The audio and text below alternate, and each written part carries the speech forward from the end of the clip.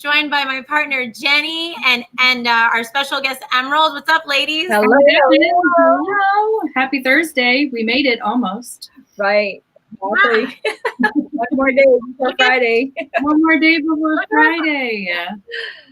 Is this our number 4 in our series for our work, school, COVID? I think it's number 4, right? Yes, this is number 4 in our series, Work, School, COVID. And we're getting cozy here. Look at all of us in our little rectangle, all cozy. We just keep expanding like little... Few more guests, we're going to be like the Brady Bunch. Anyways, okay. So we're here tonight to talk about homeschooling. And this has actually become a very hot topic in light of everything that's going on with what COVID has kind of forced us into, right? So we have some school districts having their kids go back to school. We're not really sure how that's going to pan out. Then we have virtual learning. So that's the boat that I'm in, guys. And I have a 3-year-old, a 5-year-old, and a 6-year-old. All going to be starting with Chromebooks on Monday. And I know, at least for my 6-year-old, if I leave him alone for more than 2 seconds, he's staring at the ceiling fan. So I don't know how that's going to work. So been talking to more and more parents, and they've been playing around with the idea of homeschooling so that they can make their own schedule, right? If they got to be home homeschooling their kids, I want to make my own schedule so that it's not going to interfere with my work and everything else that I need to do. So that's why we're here, guys, talking about virtual learning versus homeschooling. And that's why we've asked Emerald to come and talk to us, because not only has she been a long-term homeschool parent, she is also the owner and operator of a business that she operates with her husband, very successful. And we want to know all about that, how she juggling it, how she making it work. And for parents that are toying with this idea, giving them some ideas about how they can start doing that for the rest of the 2020 school year as well. So I'm going to actually turn it over to the professionals here, Jenny as our professional school teacher and Emerald as our professional homeschooler. So tell us all about it, ladies. What's going on? All right, before we begin, I think I just want to make sure that we're really clear on the different kinds of options and choices that are available for schools, for families right now, because I think that was one of the biggest questions. Is like, what is the difference between virtual learning versus homeschooling? So let's just clarify right now. When you choose to go virtual learning with a public school, that means public school provides the curriculum, the resources, the materials, and the teachers for you. So you log in, just like Jess's kids are going to do, and they get interaction, instruction, all the curriculum comes from that public school district. You facilitate the education, meaning we're the ones given water and juice and no, this is the wrong Google Classroom, etc. But we're not necessarily, as parents, the ones who are doing the teaching. Right. Homeschooling is different. Yeah. You get to choose and select your own curriculum, and you yourself are the instructor. Right. Did I explain that correctly, Emerald? Yes, that is completely correct, 100%. Yeah. Awesome. All right. Well, Emerald is she's our expert in homeschooling today. So first, what I want to ask you is, how did you make the decision to homeschool? And was this a COVID-inspired decision, or was this something that you made beforehand for your family? Well, it's funny because you asked me that question. A lot of people have actually asked me that question. How did you get started? I didn't even know homeschool existed, especially coming from a third world country. I'm originally from the Philippines, and that does not exist, right? And we can't afford to homeschooling our children. They had to be work, or otherwise there's no food on the table, right? And so my first child comes in, and we're getting actually ready. It's so ironic because my husband and I, Jade is turning 3 or 4, and we're looking for school already for him at that point. So we're going around, looking around, and nothing really settled in my heart that what school I should be putting my child to. There was definitely no peace in my heart at all. And so it's funny because I was driving one time at home, and I'm just like thinking about, what should I do? What school should I go to? What would be the best location so that way I can drop my kids off and then go to work, right? Mm-hmm. And then all of a sudden this thought just got downloaded in my head about this home school. And I'm thinking, homeschool? What is that even, that word, right? What is that word? And it's funny because when you seek, you will find. And so here I am. I rushed through, I rushed home and I started searching homeschool. And there's so many articles about homeschooling. And I look into Facebook, and there's so many community of parents, a group of parents that are homeschooling their children. And I just started reaching out and submitted myself, and I'm just like, hey, listen, I'm new at this, my child is this, and what's homeschool, please explain it to me. And it just started from there. And there was no rush anyway to put my first child to go to school, since because he was 4, and given that I had a privilege to stay home with them, I just started with ABC, and I started this, and some of the mom are just saying, you're homeschooling them now if you're staying home with them. And I said, all right, let's start with this. And it was like, it's a slow approach. And many times I thought of putting them to school, okay? Sure, yeah. We all understand that. Yeah. At this point, I think every mama across the nation is like, yes, we get that. Right. Absolutely. Sure. And that's how the journey started with homeschooling for me. Amazing. So they're 7 and 8 now. Wonderful. Okay, so 7 and 8. So you've been doing it for, essentially 8 years, because honestly, every mama is a homeschooling mama until they go to school, right? We are their first teachers, so we're the ones who make sure that we instruct them the best. That's a very interesting journey. I love that. Yeah. It was organic for you, and that's how you considered it. Mm-hmm. There are, for a lot of people right now, I think what they're facing is, okay, so we have made this choice. We believe that maybe homeschooling is probably the best choice for our family. We don't love the whole virtual situation. We don't love being on someone else's schedule. So maybe homeschooling would suit us the best. But there are so many curriculums and schools of thought as far as homeschooling is concerned. It's like Pandora's box. As soon as you start researching, you're like, oh, Charlotte Mason. Oh, Waldorf, Montessori, Other Goose, or Wild and Free, and what kind of homeschooling curriculum do we look for? Can you talk a little bit about what you use and maybe what that process was like for you in order to find what worked best for your family? Yeah, I can completely relate to that one because it's very overwhelming, right? Like you said, you're opening up a whole new Pandora box, and given that I came from a traditional school, I went to school. I've never been homeschooled, and it's very overwhelming. The first thing that you need to do is try it out, right? And I think that all comes with different. It's not if I tell Jessica or you, Jenny, that hey, I need you to try this, this food, right? And it may taste good to me, but it may not taste good to you. Sure. The definition of your delicious food may not be the delicious to you, right? And so and that's the beauty of homeschooling is you have the flexibility and the freedom to cater and look at your lifestyle. What will fit into your lifestyle? And number one, what is your main end goal, right? You need to know what's your goal for your children. What's your lifestyle? Are you the type of teacher that could be eclectic, that you could just pick and choose, whatever course that would be better for them? Although when you choose those curriculums or, those type of styles, there's so many, you research to that one, and there's just so much information out there. The best answer to that is try it first to see what would, fit best to you. And for me, there are just so many moms that are my friends that are I've been blessed with these moms that teaches me what works best for them and what works best for me, and just guided me through all of this. Unfortunately, there are moms for me that doesn't work the eclectic way, and sitting down with them and be teaching them and doing the lesson plan. I'm more kind of the traditional way too. I need some guidance and I need some lesson plan. I need to know where, the trajectory, where is this going, so that way I can kind of check that are they actually learning.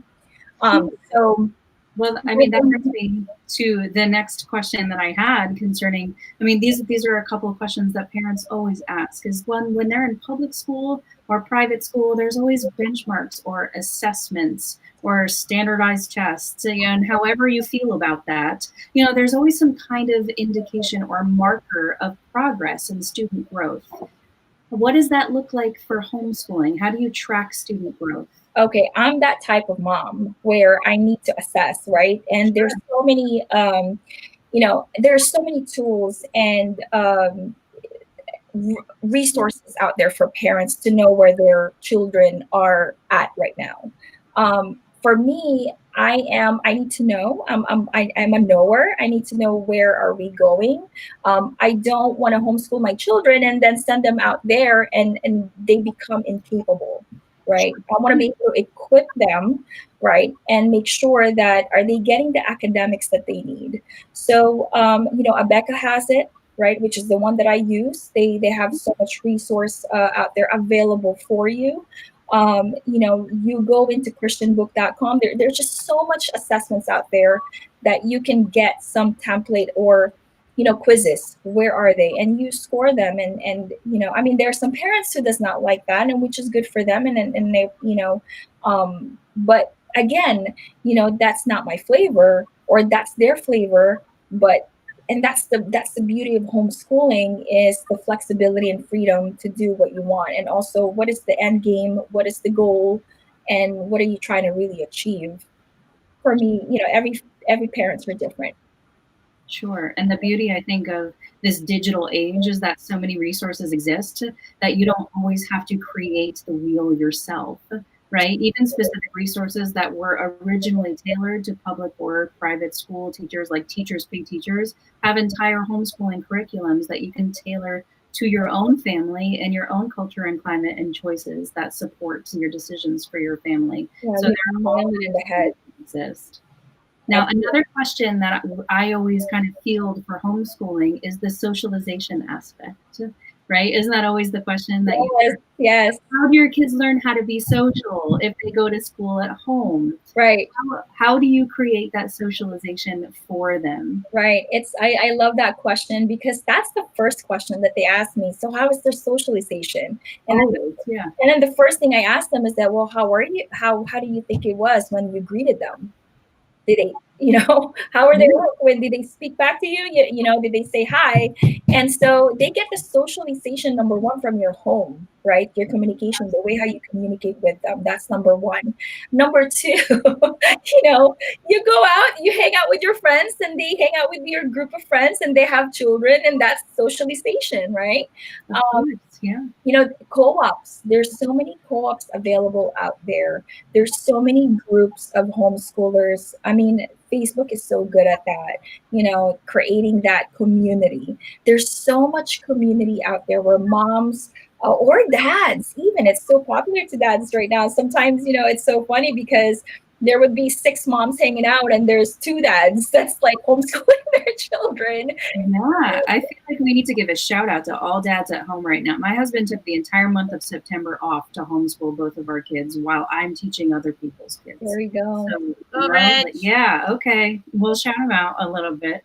But husbands too, right? Homeschooling is not just for moms. And I love that you mentioned the socialization aspect. It's where it starts at home, right? We teach our children how to talk to each other and how to talk respectfully and with love and truth to their families and to the people that they interact together on a daily basis. So of course they're getting that reinforcement. Now there are all kinds of things that exist extracurricular for students who are homeschooled as well. Right.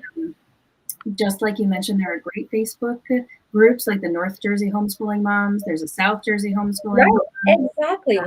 But there's also like the state New Jersey Homeschoolers Association that has sports leagues and extracurricular activities. Right.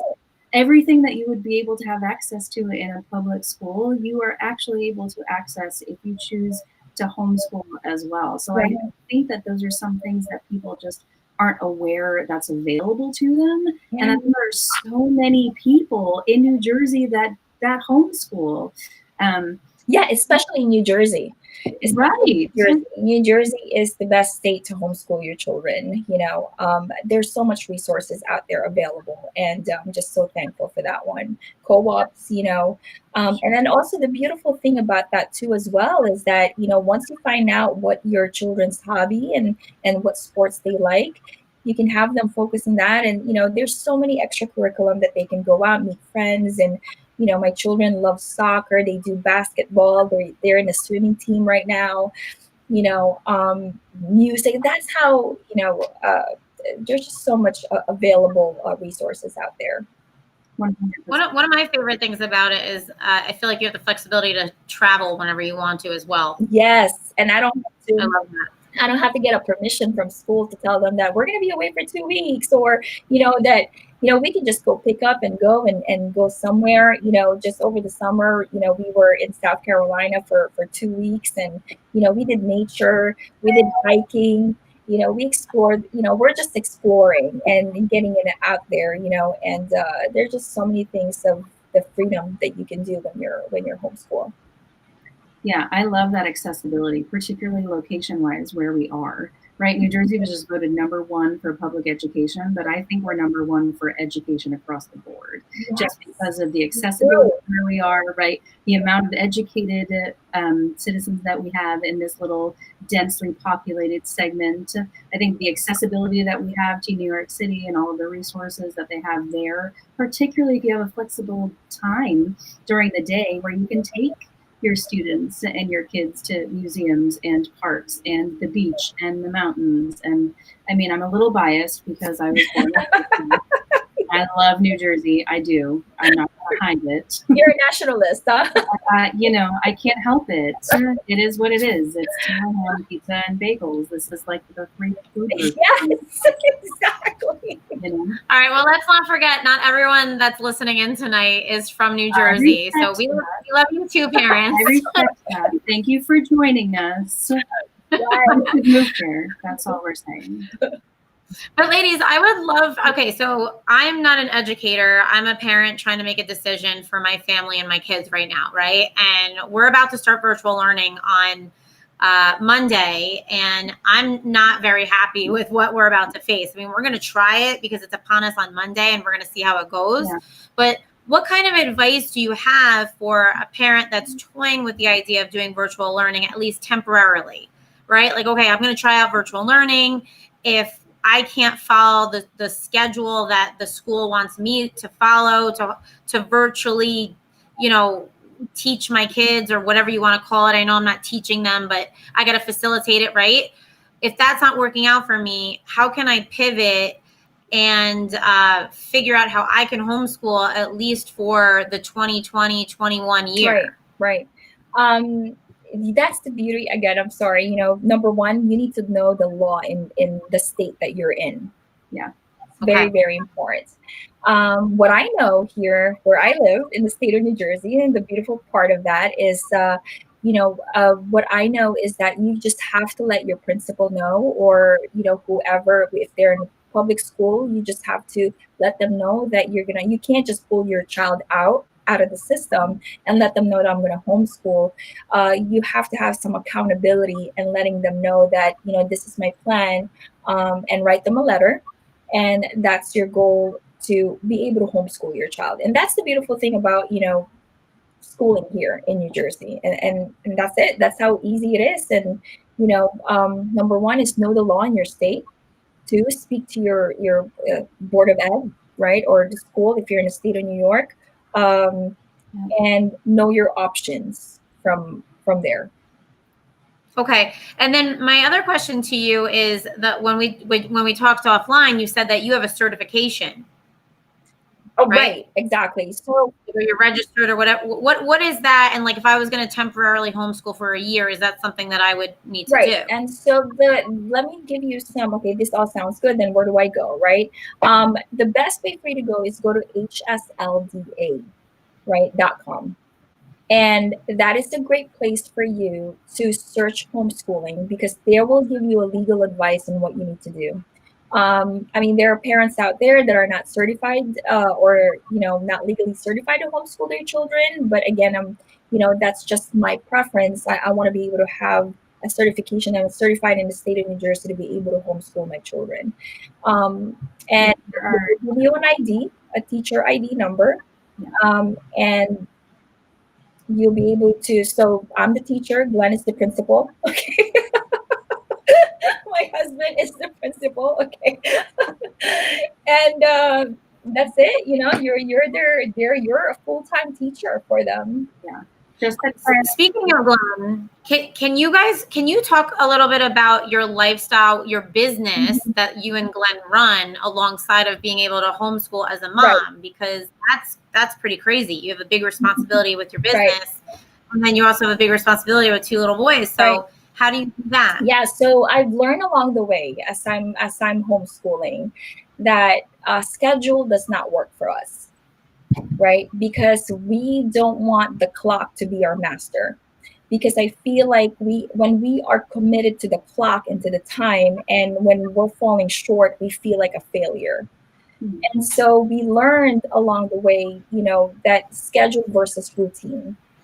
And we want to make sure that creating the habit not run by schedule. So that gives us, again, when you're homeschooled, you have the flexibility and freedom. I would always say that because that's what it has given us. And what we find out is that habits are not learned. I mean, habits are not a finish line to be, to cross, right? But they are a lifestyle to be lived. And that's kind of like our motto.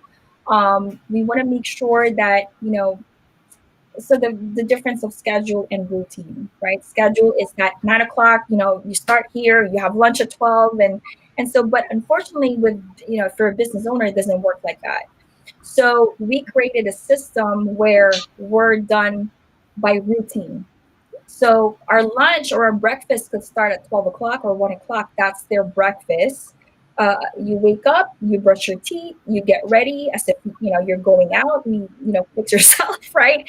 And we have breakfast, and then, that could be at 2 o'clock or 3 o'clock in the afternoon. But we need to make sure we're accomplishing our math, our history, our science. Those are the 3 things that's important. We're doing our reading, and we need to accomplish that. It doesn't matter what time it finishes, but those are the 3 things that we will accomplish. So that's routine based versus schedule based. Because if we're running on schedule and you're falling behind your time, your stress level is just getting higher and higher and higher. Yeah, thank you for clarifying that, because I don't think a lot of people really make a difference in their head between routine and schedule. Mm-hmm. So that's very helpful to understand. And it kind of almost sounds like you are on, you already have the boys on a college campus, like outside of like having to show up for class. It's like, get your craft done when you can get it done, like have your own routine. So that's pretty cool. You're teaching them autonomy, mm-hmm. which is in line with entrepreneurship anyway, mm-hmm. which is the lifestyle that you and Glen live. So that's pretty cool. So, we also want to make sure that full attention, best effort. Right. We don't, we're not a school. Right. And that's what I need to get my mind off the school system. And I need to teach myself how to unschool my mind. Right. Because, when you're school, you have to be in a certain, and that's not how it works. I need to learn that these children have a mind, body, and soul and spirit of itself. And they have different learning capabilities. And so I cater to that. I cater to full attention because, like what we were talking about, after 30 minutes, we're done, right? And so I don't want to hone in and hammer them with 1 hour of math and to the ability that they can only take, and if that's, if that's what, and then just so many things. I mean, Jade's learning capabilities that he can memorize while, he's walking around. And so I let him walk around the kitchen while he's doing his multiplication, and Elijah, he likes to dribble his ball, while he's memorizing his multiplication, and so that's the freedom of it. And they like to snack a lot. And while we're reading, so that's how they can keep, so it's kind of like running an all-inclusive hotel all the time, resort here in our house. And you said one of the boys are even like a grade ahead in reading or something, right? So what I found out was that because Jade is born in November, he falls a year back, right? If I were to put him in school. And once I find out that he can read, he can add, he can do subtraction, I jump him right away to grade 1. I didn't do the kindergarten curriculum or anything like that. Jade right now, he's already grade 4, right? Elijah skipped grade 2nd, and he did, he's doing a grade 3 curriculum. I know there's some homeschooler parents out there that are saying, oh, you have a curriculum, and yeah, again, I tell parents, to your flavor, right? I mean, there are parents that are not very driven to curriculum. However, to me, I need to know a system. Sure. So I know you follow a routine and not necessarily, go by the clock is not your master, but typically how many hours per day are you spending on homeschooling? 4 hours. 4 hours. Right. Okay. 4 hours. Like today we finished their reading, their history, and their math. And we finished, we started at 1:30 and we were done at 3:30, actually 4 o'clock. So we finished all of that. And they did all of those 3. So it's that teachable moment, again, those are our goal, was to get those 3 things done, and not run by schedule, but run in routine. So I love that. Yeah.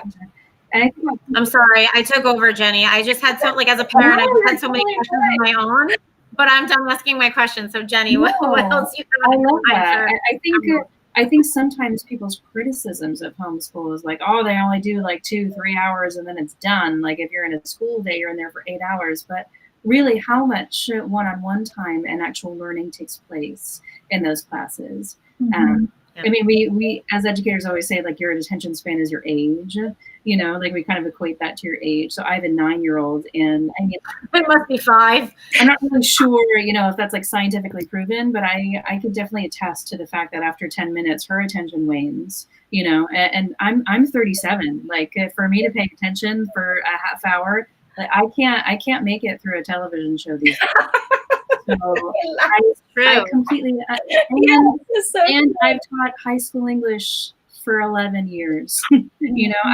I've watched the off button, right? So you can watch when kids are on, they're paying attention, they're engaged, they're interested, and then the off button, and it is outside of their control. It's just their brain is full. Right. They need to do something else, move their bodies, talk to their friends, eat a snack, etc. Exactly. And so we try to build those flexibilities into my class, but obviously I'm beholden to the parameters that exist for me.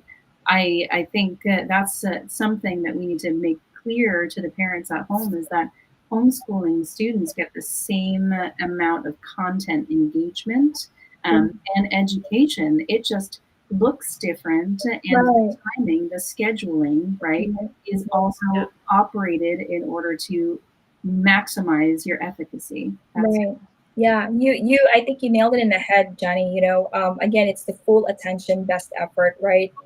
That's that moment of that 30 minutes that I can teach them, because they're all in, at that moment. And but the way how it starts too is we start at a hardest subject first, and then it kind of dwindle down. Eat the frog first thing in the morning, right? Exactly, yeah. So it's kind of fun, and today was, I said, pick one. The unschooling part of it is pick one. Which one do you want to start? Which is the hardest, math, reading, or the history? And history somehow for them is the easiest, and so the last one is actually history. And reading, there's let's just do the reading first, because it takes them longer, because they're both reading at the same time. And so we started with that first, math, and then history. Yeah, I think that's a great way to start, to get that out of the way. It also teaches them to not be afraid to face their challenges, right? It inspires them, encourages them that they're capable to rise and meet them. Right. And after that, everything else feels a little bit easier. Which is a little bit and then the rest of the afternoon, they have it all for themselves. They want to go swimming. Where do you want to go? Do you want to go basketball? You want to go outside? What you want to call just, boys? In between of that, right? Play with Jess, yeah. Exactly. So that's yeah, they have the rest of the afternoon for them.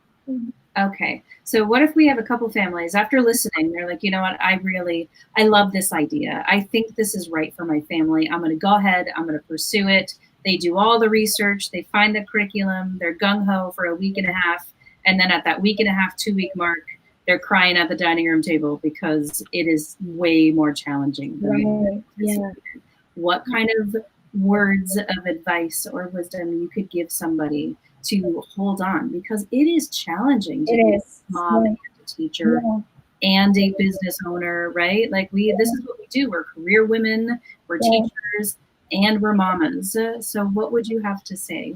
I love that because, and I'm not going to lie to you, it's not easy. It's not like always, roses and, rainbows all the time for us, right? And it's very frustrating sometimes. But, I tell them, give yourself grace, just like all the moms that have told me this, and that's, I love, the people that I'm surrounded with, and give yourself grace. It is okay. And then also give your children grace at the Right. same time, and I tell them, embrace each moment of it, and it's gonna be okay. At the end goal of it, they're still learning, and don't feel like you're a failure just because you didn't finish the whole day lesson plan. Because tomorrow it's going to be a whole different day. Maybe if you were not able to do the reading part of it, you can read it to them, and it's the grace that's the important part. And step away if you're feeling a little frustrated, and step away, because it's easy for you to just be frustrated and cry your heart out, and you're crying, they're crying, and they're like, "Mommy, what's going on?" And you'll just end up feeling like a failure. Because you want to, focus on that, and your mind is somewhere else. And that's one of the things that I've learned, is that when you're homeschooling, it has to be them 100%. I don't think about anything else. I'm not thinking about this. And a lot of communication happens between me and my husband. I tell them that this is my goal for them tomorrow. And I want you, and we have a system that works for me and my husband. These are the things that I need you to do on behalf of me, so I don't have to worry about those things.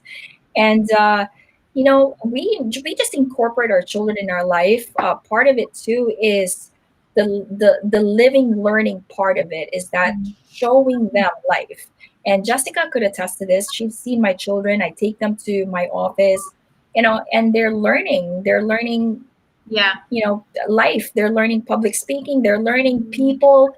They don't even know the difference of their peers, because they have socialized with a lot older children. Sure. So they don't know the difference of 3, 4, 5, 6. They're talking to mature people, and they're having conversation with them.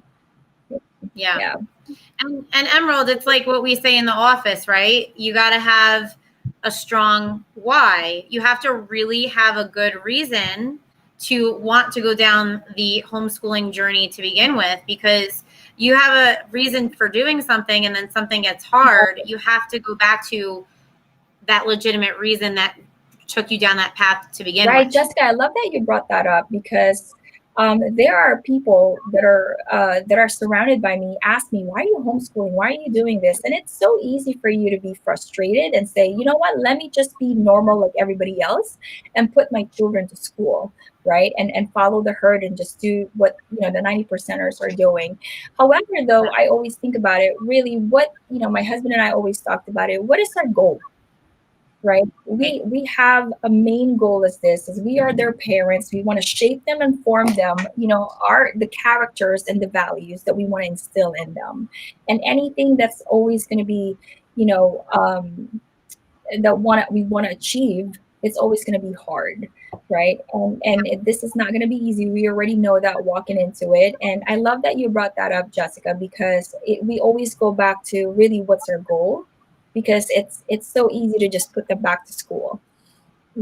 Yeah, and I think also now, I think a lot of parents are going to be tempted to say, I'm going to homeschool my kids because it's going to be easier, because I'm going to have the freedom to do it around my work schedule.